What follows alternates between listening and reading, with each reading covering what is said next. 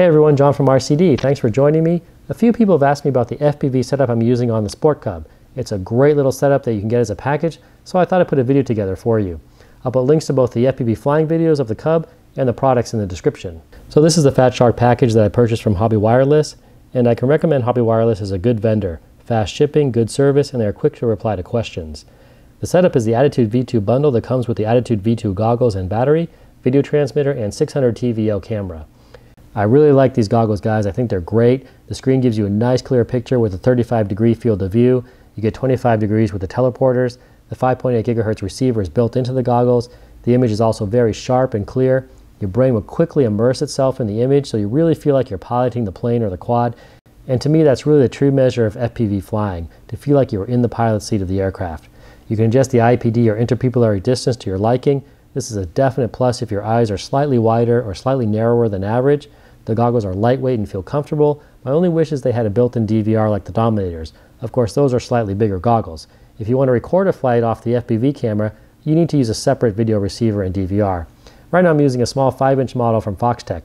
This works very well for that and also allows others to see what you're doing in the air.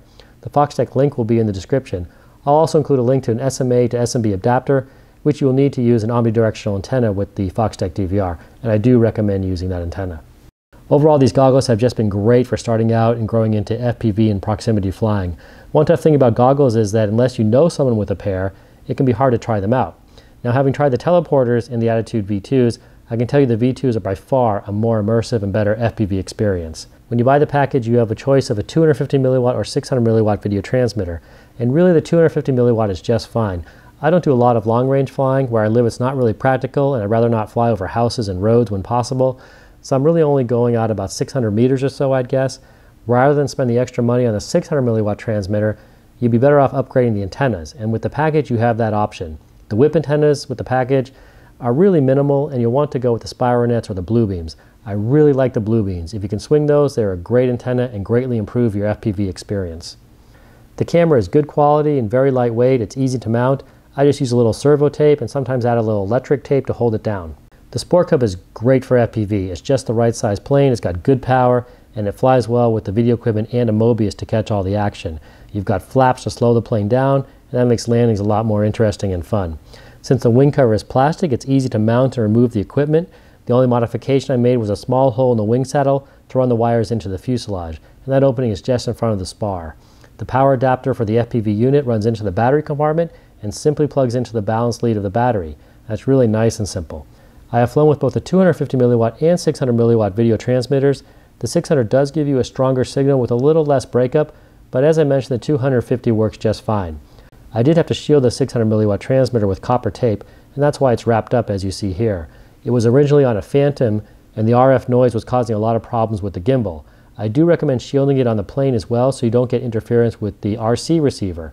On a model this size, you can't really place these components very far apart, and you don't want to have any problems with your receiver for the aircraft. So this is a little flying with the FoxTech DVR recording the transmitted video image. Ignore the date stamp, it's from the monitor itself. This really gives a pretty good idea of the image you'll get in the goggles once you have them on, and it won't be long before you're really wired into the flying. You can easily see the ground and the trees and fly very close. Just a lot of fun. One other good thing about using the DVR to record the flight is that if you lose the model, you can use the recorded video to get an idea of where it might be lost.